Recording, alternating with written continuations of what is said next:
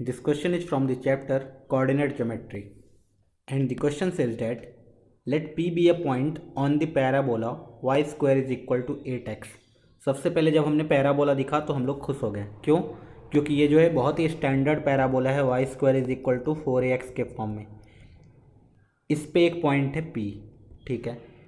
तो हमारे पास जो पैराबोला गिवन है वो है y square is equal to 8x, therefore 4a is equal to 8 और we can say that a will be equal to 2। ये चीज़ हमने कैलकुलेट करके अभी रख लिया। अब इस पर कोई भी एक जनरल पॉइंट है P which is at a minimum distance from this centre C of this circle this. अब हमारे पास एक सर्कल भी गिवन है, x square plus y plus 6 का whole square is equal to 1। ये जो सर्कल है इसका सेंटर सबको पता होना चाहिए। इसका सेंटर क्या होगा? C 0, -6। अच्छा, तो C का कोऑर्डिनेट तो हमें पता है। तो बोला गया है कि we have to find the equation of this circle passing through C and having the centre at P। इसका मतलब क्वेश्चन में सीधा सीधा ये है कि हमें भी किसी भी तरीके से अगर P पॉइंट पता चल जाए तो हमारा काम बन जाएगा। क्यों? क्योंकि अगर P पॉइंट पता चल जाएगा, C पॉइंट ऑलरेडी पता है, तो P पॉइंट सेंटर है, सेंटर पता चल गया। PC रेडियस है, रेडियस पता चल गया। अगर सेंटर और रेडियस पता चल गया तो हम लोग सर्कल का इक्वेशन बहुत ही ईजिली लिख सकते हैं। ओके, तो C पॉइंट ऑलरेडी पता है। P पॉइंट के बारे में एक कंडीशन गिवन है कि P पॉइंट इस तरीके से उस पैराबोला पे है ताकि उसका जो डिस्टेंस है सेंटर ऑफ द सर्कल से वो मिनिमम है।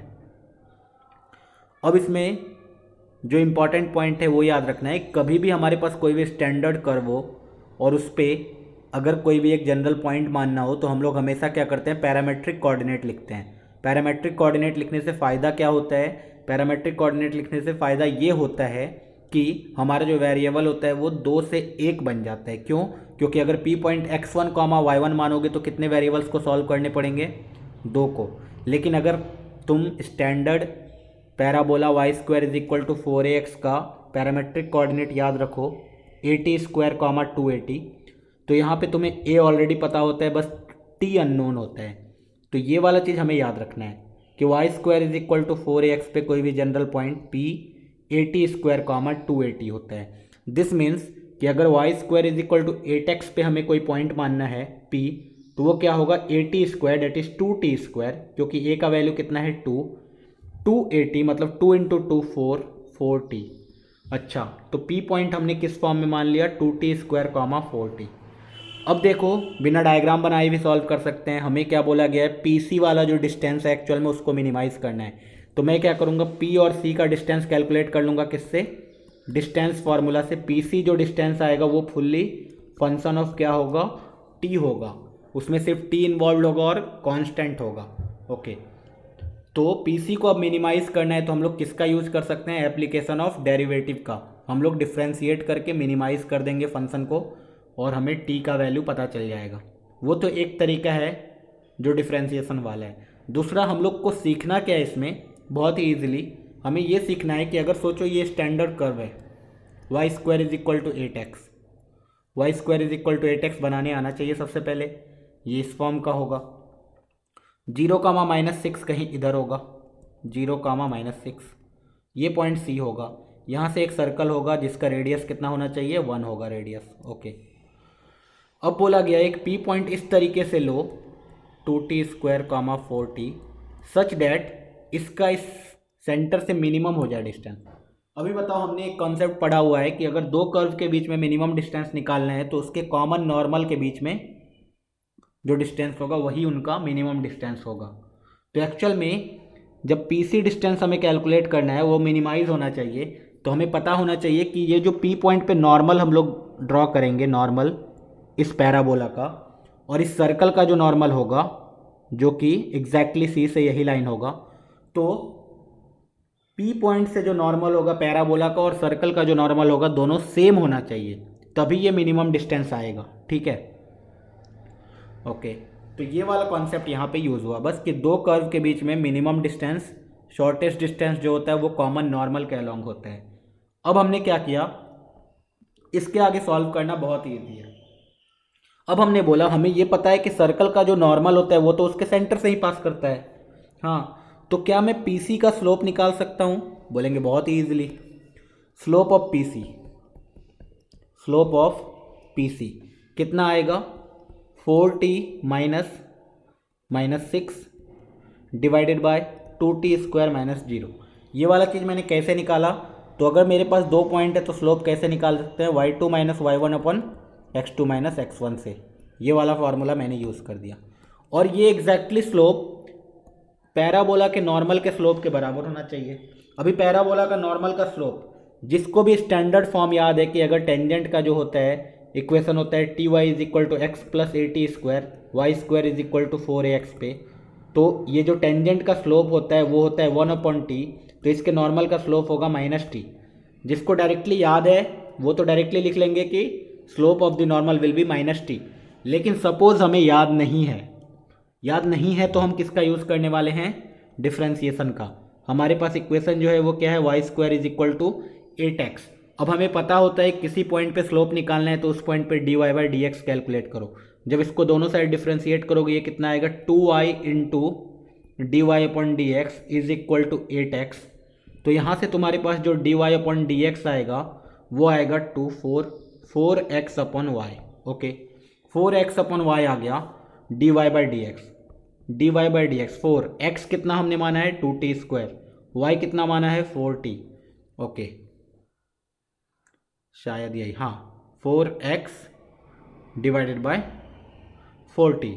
तो यहाँ से मेरे पास जो आएगा यहाँ पे तो x आएगा ही नहीं है ना, 4x नहीं होगा, ये डायरेक्टली सिर्फ 4 बचेगा और यहाँ 8 बचेगा डायरेक्टली जब हमने डिफ्रेंशिएट कर दिया तो ये फाइनली कितना आ गया 4/4t which is equal to 1/t। तो जो हमने dy बाई डी एक्स निकाला था 1/t ये भी एग्जैक्टली उतना ही आ गया। अगर dy by D x 1/t आ चुका है तो हम लोग स्लोप ऑफ नॉर्मल लिख सकते हैं। स्लोप ऑफ नॉर्मल जो होगा वो कितना होगा, तो मैं बोलूँगा -t। ये कैसे निकाल लिया, तो मैंने बोला नॉर्मल और टेंजेंट एक दूसरे क्या होते हैं परपेंडिकुलर, तो उनका स्लोप का प्रोडक्ट क्या होना चाहिए -1 होना चाहिए। ओके तो -1 होना चाहिए प्रोडक्ट, तो हमें नॉर्मल का स्लोप आ गया और ये PC एग्जैक्टली नॉर्मल के बराबर ही होना चाहिए। दिस मीन्स इसका स्लोप -t के बराबर होना चाहिए। जैसे ही अब इसको हम लोग सॉल्व करेंगे हमें t का वैल्यू आ जाएगा। इसको सॉल्व किया, क्रॉस मल्टीप्लाई किया, so we will get 4t plus 6 is equal to -2t cube और we can say that 2t cube plus 4t plus 6 is equal to 0। अब ये एक क्यूबिक इक्वेशन है। क्यूबिक इक्वेशन सॉल्व करने का तरीका क्या होता है, हिट एंड ट्रायल करना होता है।